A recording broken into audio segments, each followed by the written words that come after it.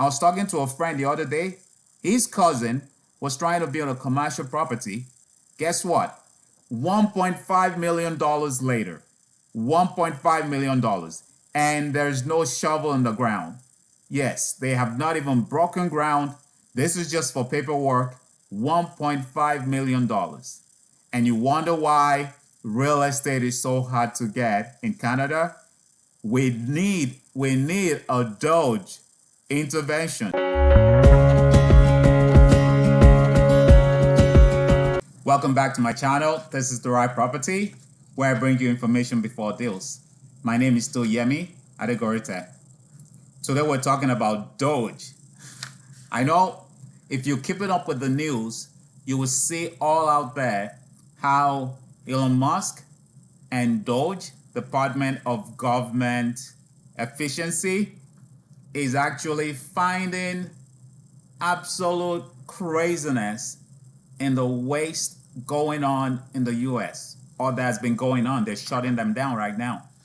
And so that got me thinking, why can't a lot of people afford real estate in Canada? Why is real estate so expensive in Canada? And I discovered through, quick research that we've got too many hands in the pot of real estate in Canada. I'm talking all the way from the federal government down to professionals like myself, real estate agents, and even inspectors and all that. Everybody stands to make money when you buy real estate. So I'm going to make this really quick. There are too many organizations set up to just take money. They make money on every transaction. So Trudeau's going to say something like interest rate is going to be down for a long foreseeable future. I don't foresee interest rate coming up anytime soon. Things like that get people rushing out to go buy real estate. And then 2-3 years after, whatever they bought loses all the, down payment that they put in. And at that point, they can't sell because they don't want to lose their down payment. Guess what? Foreclosure happens. A house sold for $1.1 million. Come to find out, the owner bought the house for $1.5. They tried to sell it before foreclosure. People were offering $1.3 and they were saying no. Guess what? They took the house from them and the lender sold it for $1.1. So they were avoiding to lose $200,000. They ended up losing what? Everything. And these are the kind of things that happen, why people have to get themselves in those kind of situations in the first place, because too many people, stand to make money when you buy real estate in Canada. Starting from the federal government, it's the CMHC, Canada Mortgage and Housing Corporation. They insure like 70% of all the properties bought and sold in Canada. If you have less than 20%, CMHC has to insure you. That means if your mortgage is supposed to be $600,000, you can add another $50,000 to $60,000 on your mortgage, because they make you get this insurance that does not cover you. It covers the bankers, covers the lenders. All right. So government makes money that way. They make money through taxation, GST, HST, especially when you're buying new construction. They make the mortgage rules. They have stupid programs that don't work for first-time home buyers. All right. So government is just there making money off everybody buying a house, because they know most people don't have 20%. So they're going to get CMHC. Government is making money there. And then you move from the federal government. That's the federal government. Federal government should be taking care of, bigger stuff. but they make money from housing because everybody is a cash cow for them. Provincial government also make their own money through land transfer fees, property tax, provincial mortgage rules. The federal has a mortgage rule that they put out there for the whole country, and then the provincial has mortgage rules as well. So mortgage brokers have to navigate those to get you your mortgage. And they also have first-time home buyers program. Not as bad as the federal government. A couple of them provincially actually works. Watch this video and this other video that I made about mortgages, about first-time home programs in all these provinces. Municipality government also jumps in. The municipal have zoning laws. Oh my gosh, that kills builders. When builders have to build, they have to first deal with that. They have to deal with building permits and inspection. Everybody now have to deal with property taxes. Money, just flowing up.